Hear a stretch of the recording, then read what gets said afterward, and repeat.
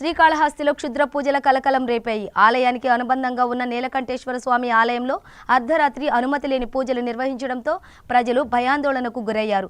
ఆలయ అధికారుల అనుమతి లేకుండా చెన్నైకు చెందిన 5 వ్యక్తులు అమావాస్య కావడంతో ఒళ్ళు గగ్గురు పొడిచే రీతిలో అనధికారికంగా పూజలు నిర్వహిస్తున్నారని స్థానికులు సమాచారంతో ఘటనా స్థలానికి చేరుకుని పోలీసులు పూజలు నిర్వహిస్తున్న 5 వ్యక్తులను అదుపులోకి తీసుకున్నారు.